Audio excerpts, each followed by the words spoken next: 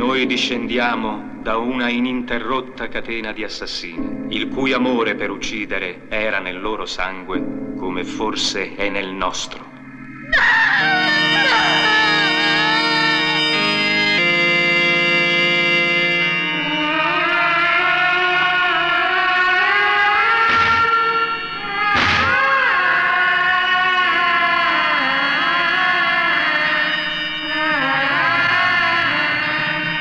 Una donna è stata uccisa mezz'ora fa, vicino all'aeroporto. Un'altra donna uccisa? Sì, è sempre a Rasoiate. Ho paura.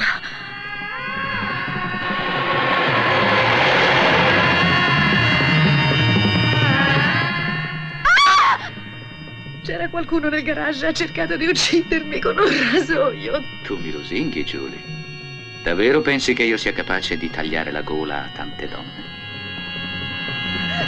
Certo è che il sangue ha uno strano effetto su di lei, come di attrazione e ribrezzo insieme. L'odio è un bel sentimento, violento, rovente, come e più dell'amore.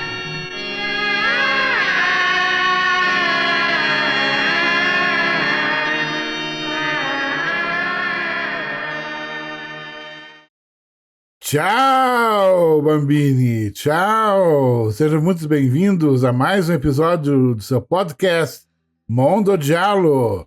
Sim, episódio número 34. Já estamos no 34, sim. E esse podcast vocês podem ouvir os melhores tocadores de áudio disponíveis no mercado.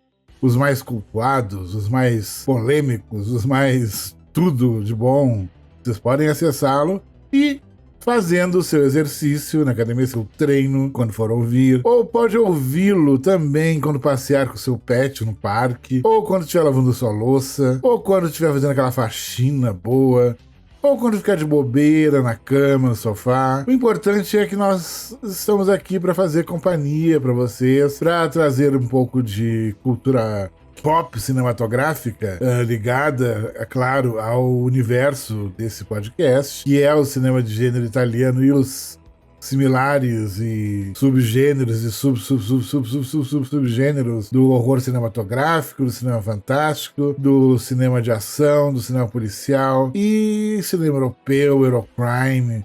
E todo esse universo rocambolesco, maravilhoso, que eu sei que vocês adoram. Entre outras coisas, onde tem reflexões sobre a vida, muita memória cinéfila, os filmes que vi em cinemas antigos que não existem mais, uma época jurássica, dos grandes palácios do cinema, do centro das cidades, a época das locadoras, o colecionismo de filmes, tudo isso faz parte do nosso universo. Além de outras coisas, claro, né? E hoje é um dia muito feliz, muito gostoso. Hoje foi o dia que a Rebeca Andrade ganhou mais uma medalha lá em Paris, nas Olimpíadas. Coisa maravilhosa. Eles já haviam ganho por equipe, né? O bronze, agora ela ganhou uma medalha de prata no individual geral, com todos os aparelhos e aquelas traquinalhas e coisas assim que pular e dar piruetas, cambalhotas e tudo. É uma gente que não é... Nossa, eles são, pra mim, são quase super-heróis, super-humanos, não é? Desafiam a lei da física o tempo todo, é uma loucura. E é muito legal ver alguém como a Rebeca ganhando, uma menina preta da periferia de Guarulhos, foi criada pela mãe maravilhosa, junto com os outros irmãos, e que batalhou muito, ralou muito, sofreu muito, fez 3 cirurgias, nossa, coisas gravíssimas, muito difíceis, ela se recuperou e tá lá, lutou, e nos representou brilhantemente, foi uma coisa incrível. Isso pros racistas, pros fascistas de plantão, eles devem estar com muito ódio, eles devem estar se mordendo de ódio, coisa maravilhosa isso. Ver essa gente sofrendo, né, com a vitória de pessoas que são tudo que eles odeiam, que representam tudo que eles mais detestam. E é aquela coisa, né, eles são racistas, misóginos, e toda a série de preconceitos existentes no mundo, eles praticam isso, até como política de Estado, até. Já tivemos isso aqui há pouco tempo. E é muito bom ver essa vitória da Rebeca. Era a Simone Biles, maravilhosa, outra menina preta americana, cujos pais eram viciados em crack, e que foi criada pelos avós. e colocaram ela de pé no mundo. Quando ela tinha 6 anos, ela viu as meninas fazendo ginástica olímpica num ginásio. Por acaso, num dia de chuva, ela acabou entrando nesse ginásio e viu e se apaixonou e venceu. É a maior ginasta de todos os tempos, com certeza. Já tem umas 9 medalhas, ela foi perfeita, perfeita. É bom ver essas vitórias, essas coisas acontecendo, dá um certo ânimo, né? Esse mundo tão injusto que a gente vive, com tanto preconceito, com tanta injustiça, com tantas coisas horríveis acontecendo. Ver essas meninas mostrando, né, toda essa superação. Acho incrível, acho maravilhoso. Fico muito feliz de ver. Me faz muito bem ver justiça, ver essa superação toda, sabe, acontecendo. É uma coisa maravilhosa, é uma coisa incrível. Fico muito, mas muito feliz mesmo. E hoje, nesse nosso episódio, né, o episódio 2034, vamos celebrar uma mulher, sim, uma diva, uma guerreira das telas, que marcou a ferro e fogo o cinema de gênero europeu, mais precisamente italiano, dos anos 70. Também alguma coisa dos anos 80, mas os anos 70 foram, assim, o grande palco dessa mulher belíssima, que lembra muito fisicamente a nossa diva da Boca do Lixo de São Paulo, a Helena Ramos. Ela é muito parecida com a Helena Ramos, é impressionante, muito parecida mesmo. E aquele tipo, né, aquele tipo mulherão, com a cara, com muita personalidade, um olhar forte, assim. Os cabelos pretos, aquele corpo branco, voluptuoso, de boazuda, como se falava antigamente. É um padrão de corpo que hoje em dia não existe mais. As mulheres hoje em dia querem um padrão mais de academia, mais de treino mesmo, de musculação, mas é outra coisa hoje em dia. Na época era totalmente diferente. A começar pela depilação íntima dessas atrizes, que na época elas tinham, assim, toda uma protuberância de capilar, assim, que hoje, graças a uma invenção brasileira, né, depilação brasileira, da Brazilian, as mulheres, elas têm outro padrão de como mostrar a pepeca, né? Naquela época os pelos públicos gritavam, assim. Era um outro padrão, era outra coisa, além de outro padrão de beleza, era outro padrão até de se mostrar no frontal, assim, nos filmes. E essa nossa diva, que vai ser retratada nesse episódio, apareceu nua muitas vezes, exibindo uma sensualidade natural, poderosa, às vezes até tríptica, como numa cena de um espelho, em um dos seus filmes que eu mais gosto, que já foi retratado aqui num episódio, que é o Todas as Cores da Escuridão, Tudo Colore del Buio. E estamos falando, claro, de Edwige Fenech, maravilhosa. E vamos hoje fazer uma pequena homenagem, falar de alguns filmes que ela fez, algumas observações sobre a obra dela. É uma atriz muito interessante, de muita personalidade. Ela nasceu em Bonn, em Constantine, na época da França. Era território francês, a Argélia, né? Era uma colônia francesa, então ela nasceu como cidadã francesa. Em 1948, no dia 20, que dia que foi? Foi em dezembro, 24 de dezembro. Sim, numa véspera de Natal. Ela nasceu em 1948, uma capricorniana típica capricorniana. E depois a Argélia foi independente, daí ficou Argélia mesmo. Mas antes era França. Então, ela dá pra dizer que ela é uma atriz de nacionalidade francesa, agora nacionalidade argelina, agora não sei como é que fica esse tipo de coisa, como um país que era colônia e deixou de ser colônia, né? Ela nasceu como cidadã francesa. Isso está bem claro. Então, crianças, ela foi casada com Cláudio Martino, irmão do Sérgio Martino. Cláudio Martino, grande produtor de cinema italiano, irmão do Sérgio Martino, né, que fez muitos filmes com ela, muitos gialli, né, com ela.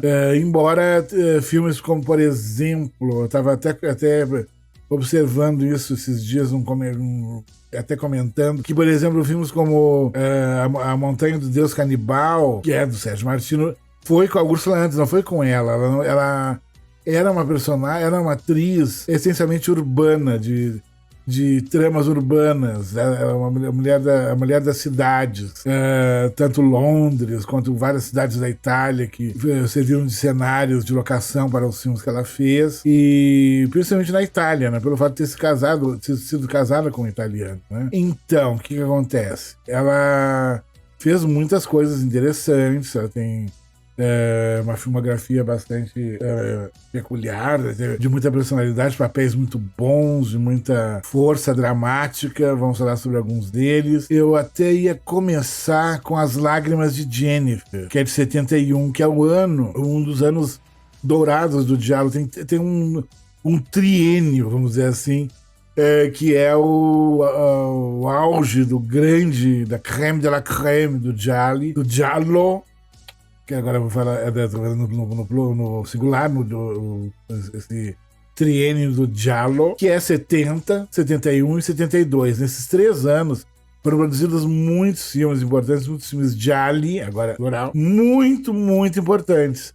Como esse As Lágrimas de Jennifer, que é The Case of the Bloody Iris, o caso da Íris sangrenta, e ele tem um título, aqueles títulos em italiano, né?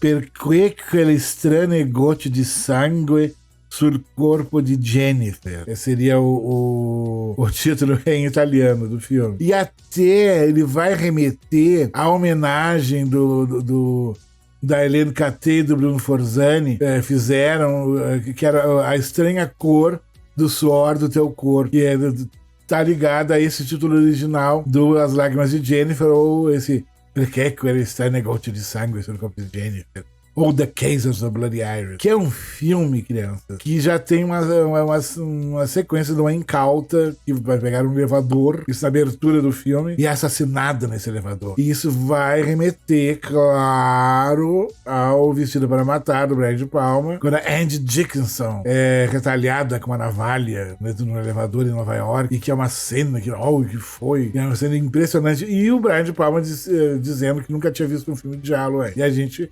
faz de conta que acredita nele. Mas tudo bem, os gênios são controversos, muito talentosas, geniais, como o Brian De Palma, por exemplo, costumam ser pessoas muito controversas. Então tem que relevar um pouco isso. Então, ele tem, além do filme que eu já citei aqui, do Juan Barron, da Boca do Lixo, o Estripador de Mulheres, com Everton de Castro, tem uma cena também de um assassinato num elevador. Bem rebuscada a fotografia, até bem estilizada. Então, ele, nesse filme, bem antes do Vestido para Matar, já tinha uma cena de um assassinato num elevador. Então, nós vamos ver o cotidiano da Jennifer, que é uma jovem, que ela conseguiu escapar de um culto satânico de hippies. Que isso é, claro, uma referência à gangue do Charles Manson, que assassinou a mulher do Polanski e mais outras pessoas em 69, aquela coisa Helter Skelter, que até o Tarantino mudou esse acontecimento no Não Era Uma Vez em Hollywood, não era Uma Vez em Hollywood, aquele filme que ele fez em Hollywood, agora me fugiu o nome. E o Tarantino mudou, enfim. Não tem o Charles Manson, não tem a gangue, não tem nada no final. Mas ficou genial, ficou foda. Tanto que a irmã da Sharon Tate foi abraçá-lo em Cannes, no ano da exibição do filme. Ficou muito emocionado. Mas voltando a essa questão.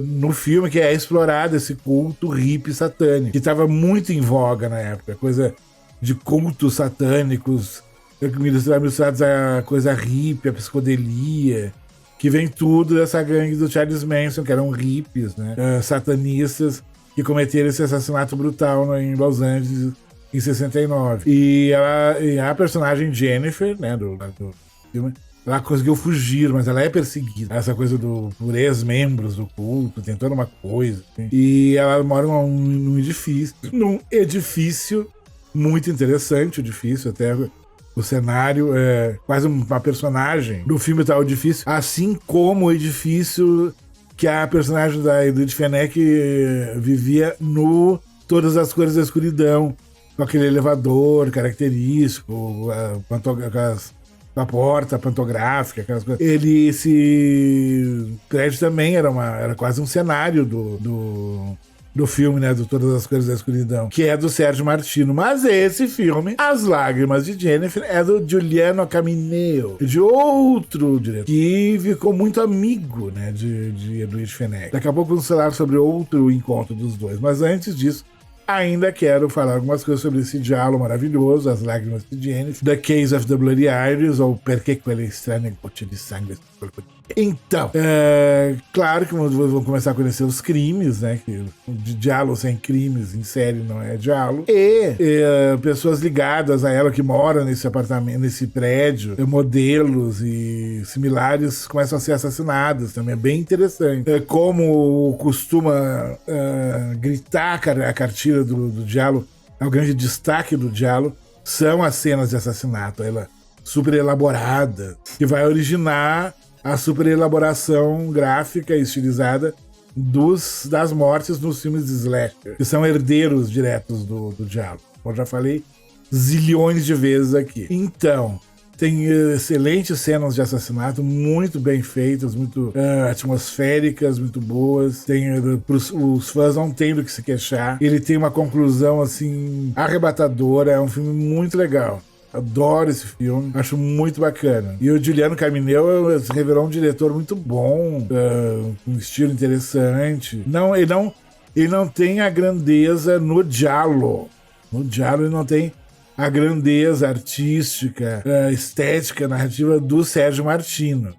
Para mim, é Sérgio Martino e Dario Argento, os dois grandes diretores de filmes gialli, até hoje.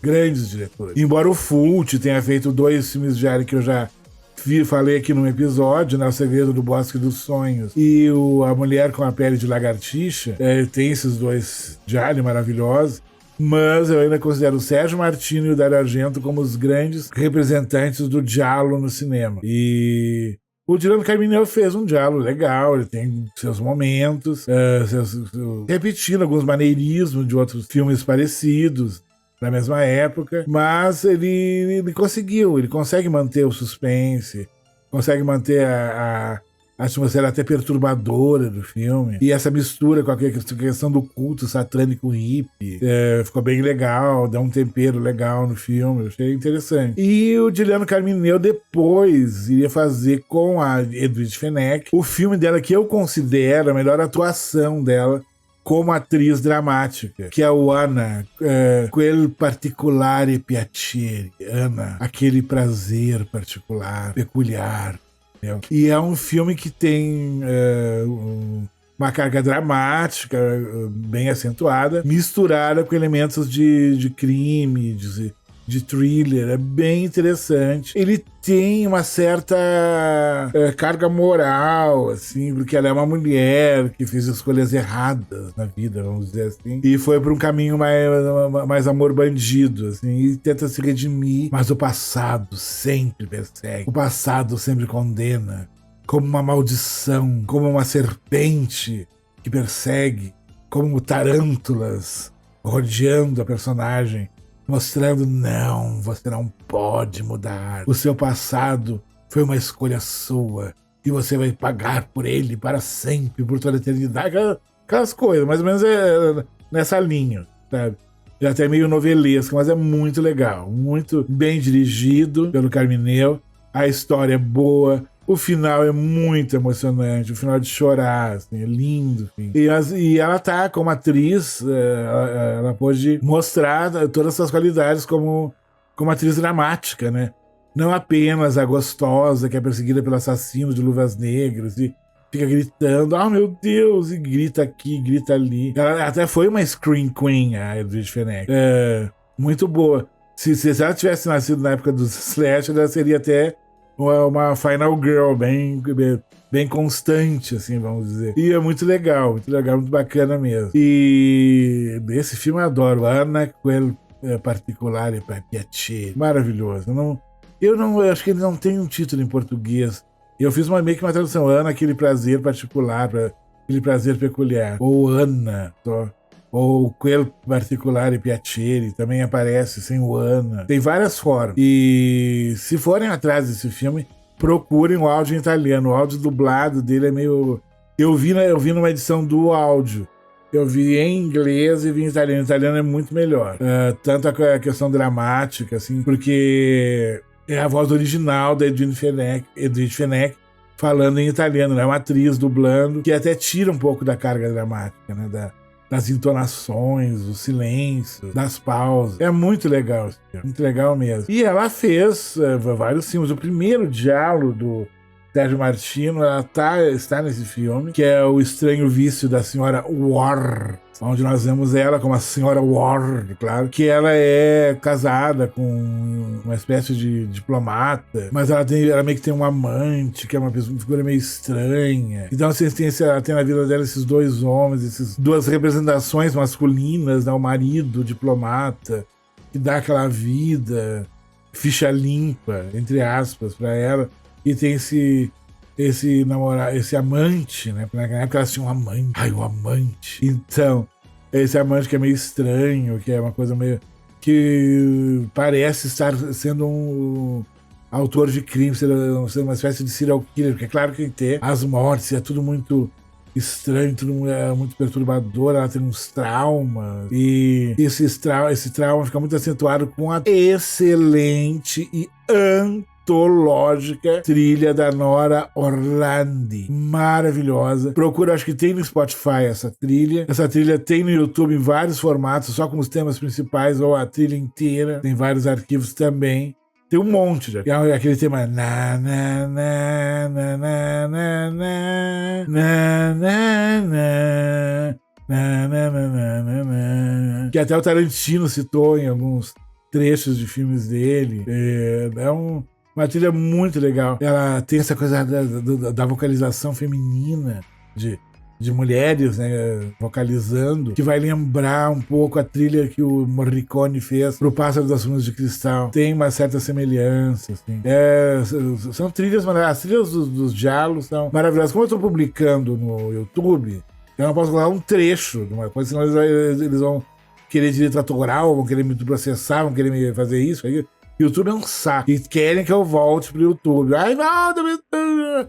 Talvez, quando tiver imagens aqui futuramente, eu sozinho ou eu com um coleguinha comentando, aí vocês vão ver isso, imagens no YouTube. Acho que é um meio termo bom. Mas, quem sabe, futuramente eu faço uns vídeos especiais de vez em quando e coloque lá no Cinema Férico, tá?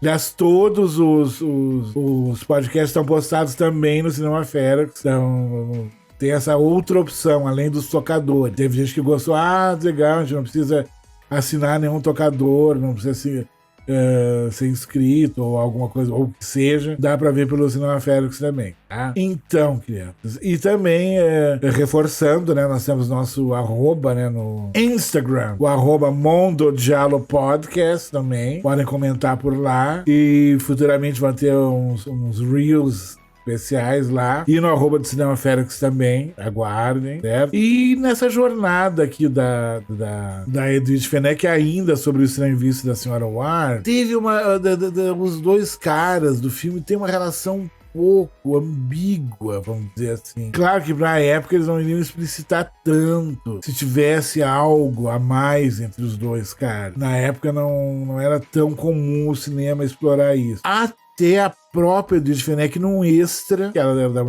acho que é num extra desse filme, do próprio Estranho Vício da Senhora Ward, o DVD americano, que eu tenho. Não. Ele tá na coleção Giallo da Versátil também, um dos volumes. E ela, nessa entrevista, ela fala que, perguntam pra ela se ela achava que poderia haver uma tensão homoerótica ou algo de homossexual entre as personagens masculinas. Ela deu uma pausa e falou: é possível, mas no filme não fica muito explícito, mas é possível, porque os dois têm uma ligação meio estranha e tem que ver o filme, tem que ver o filme, não vou dar muito spoiler, mas tem esse babado aí dos dois. Eu notei isso quando vi a primeira vez, várias pessoas já viram, tem gente que acha que é exagero, que não sei o que as pessoas ficam vendo tudo. Essa questão dessa lacração em tudo, não. Mas é que tá ali presente, né? A ambiguidade é interessante. Personagens ambíguos são interessantes, eu acho, pelo menos. E ele tem várias locações interessantes. Se não me engano, é coprodução com a Espanha, então ele tem locações na Espanha. muito bonitas. E toda uma subtrama também se passa na Espanha. É bem legal. Vale a pena, vale a pena. Pra quem ainda não viu, né? É um diálogo muito popular. O Estranho Vício da Senhora Ward. O Estranho Vício da Senhora Ward. É bem legal. É o primeiro diálogo dirigido pelo Sérgio Martino. Ele já começa muito bem. Depois vocês vários. E muitos eu já comentei aqui, como o Torso, por exemplo. Como no Quarto Escuro de Satã. Que é maravilhoso, é outro diálogo incrível que tem influências do Edgar Allan Poe, né? Eu já fiz um episódio sobre esse filme, esse diálogo aqui.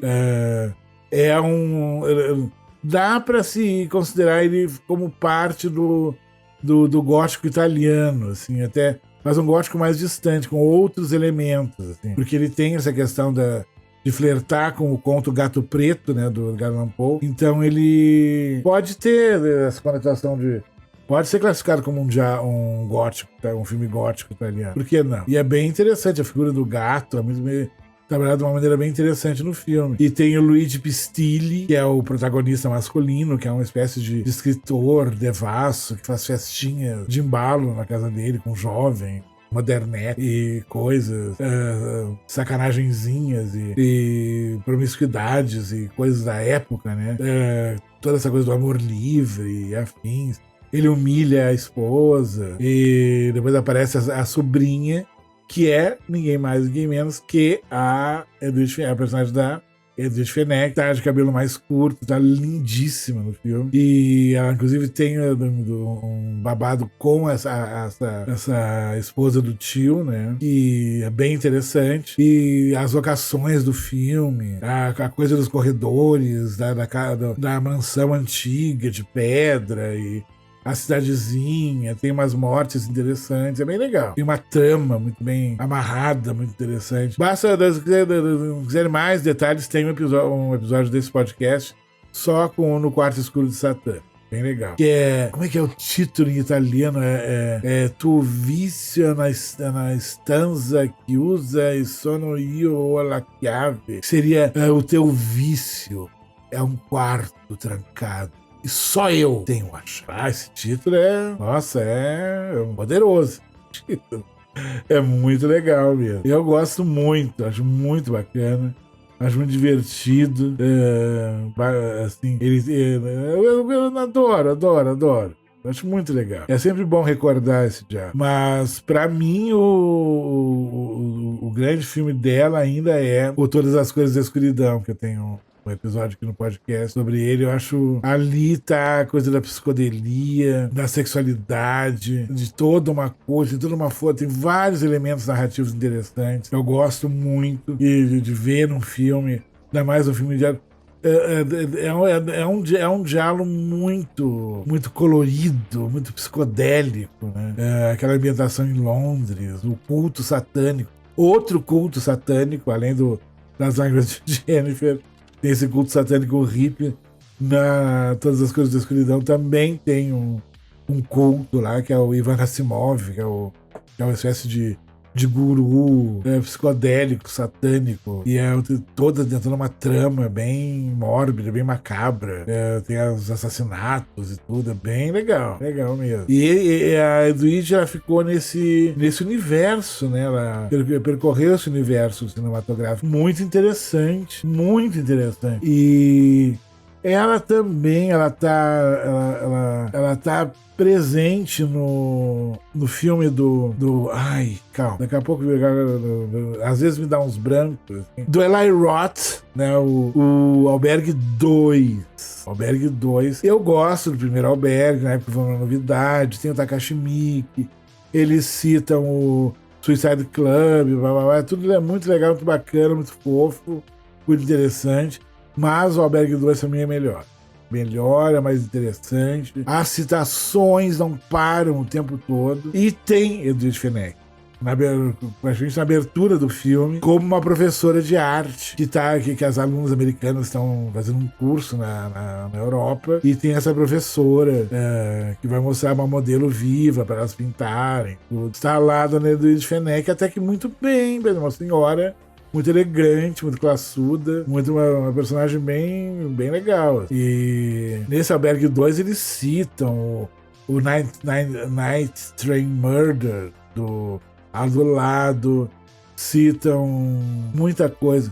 Eles citam filmes nas exploitation. Tem uma citação a coisa do Rogério Deodato com o próprio Rogério Deodato como frequentador do tal daquela fábrica de torturas lá, com uma vítima que ele come viva, assim, ele arranca um pedaço da perna e põe num prato e vai saboreá-lo, assim, é muito legal. O Rogério Deodato falou que foi muito bacana. Ele chegou lá no set, estava toda a equipe com a camiseta do Canibal Holocausto.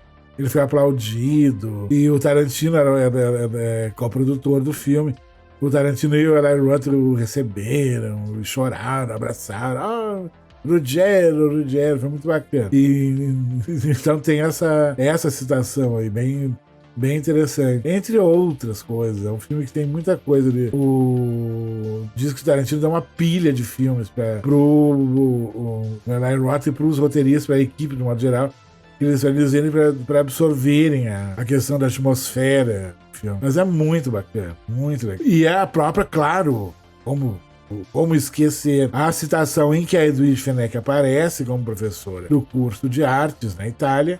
É uma citação mega ultra explícita do Torso, né, do Sérgio Martino, i corpi presentano tratti di violenza carnale, né, os grandes pioneiros filmes giallo, mas com a trama de um psicopata, de um maníaco, né, é o giallo com maníaco mascarado.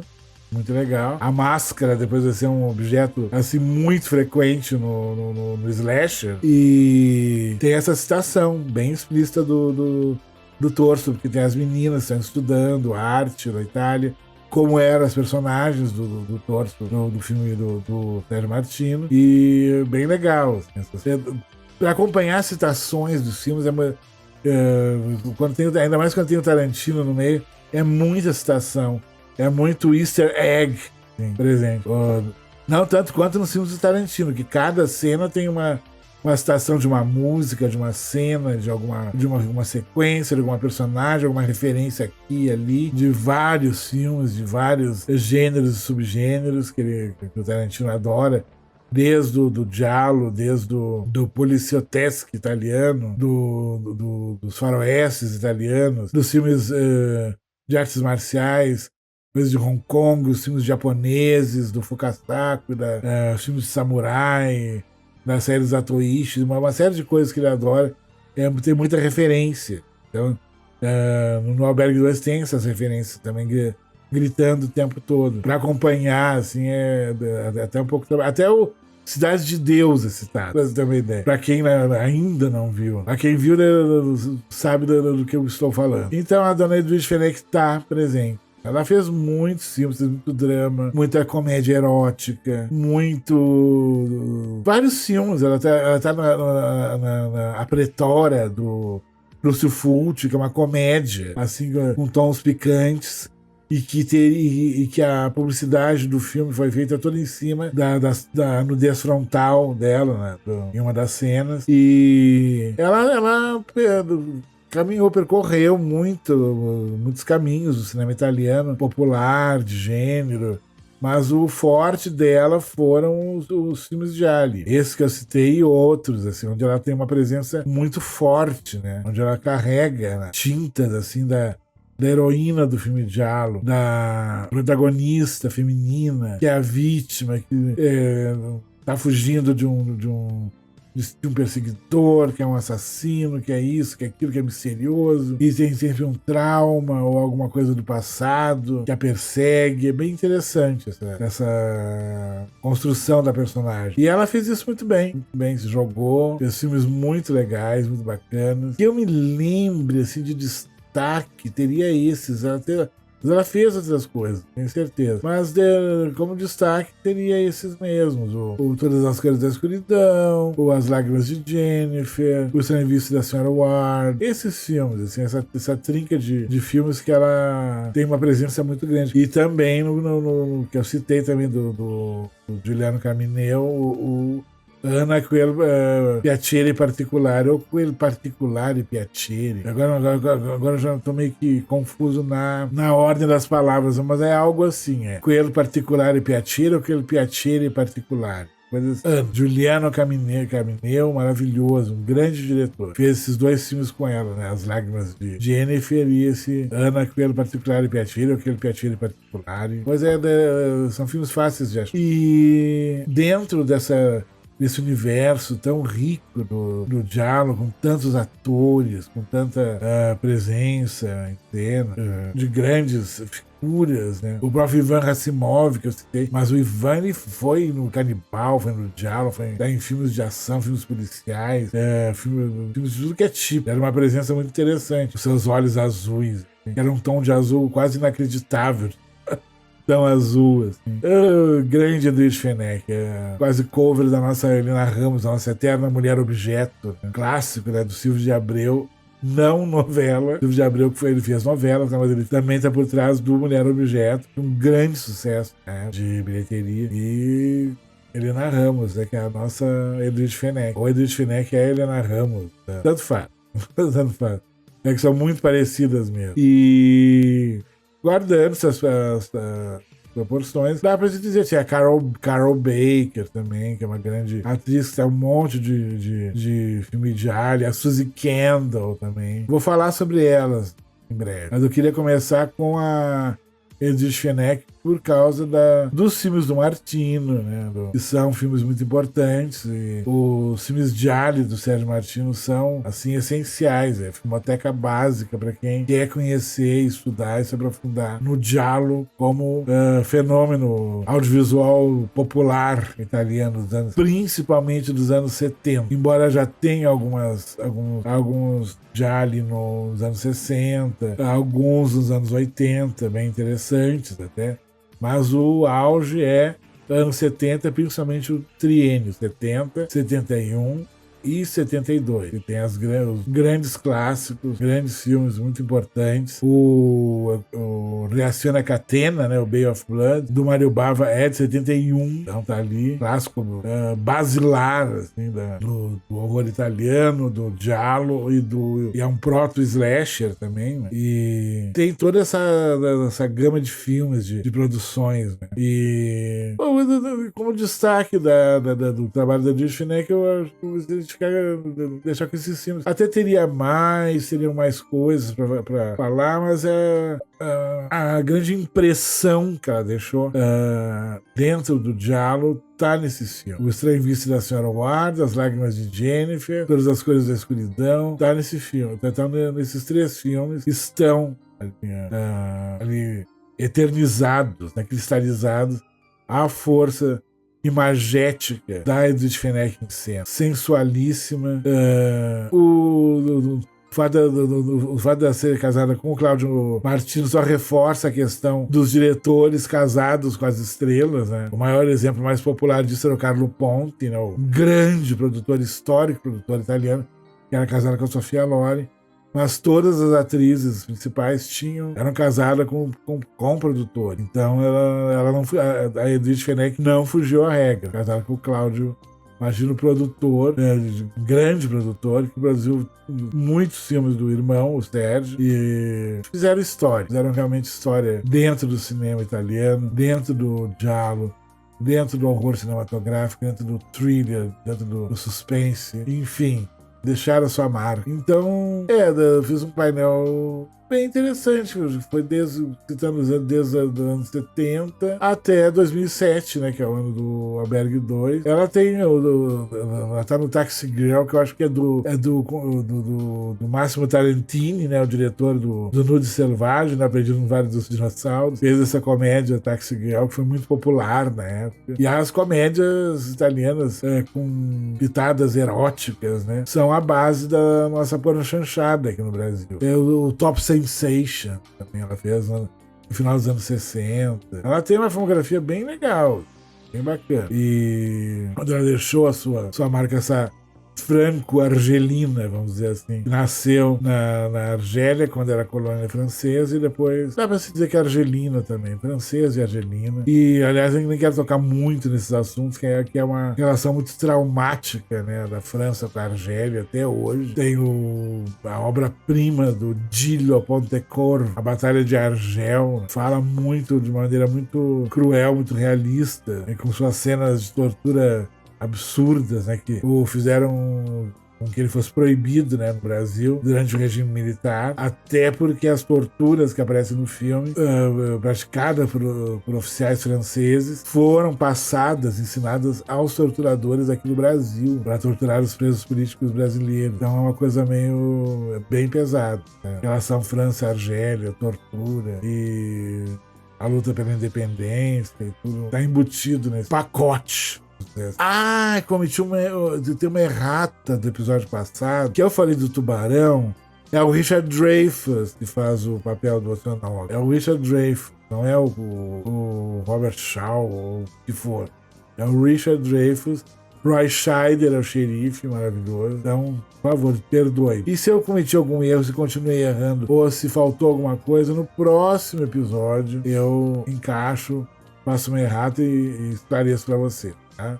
Por favor, tenham paciência, tá certo? Então é isso, crianças. Muito obrigado por tudo, certo? Espero que tenham curtido. Vejam esses filmes, vejam os outros diários do Martino. E tem coisas muito boas. E se joguem, certo? Se joguem. E quem tá chegando agora, caiu de paraquedas nesse podcast, tá começando por esse episódio, maratone desde o início. E, né, modéstia à parte, eu acredito que vale a pena. Vocês vão descobrir um mundo novo, bem interessante, para quem ainda não conhece o Giallo e tudo que o cerca a fundo, certo? Então é isso. Um beijo a todos, fiquem em segurança, se cuidem e até breve.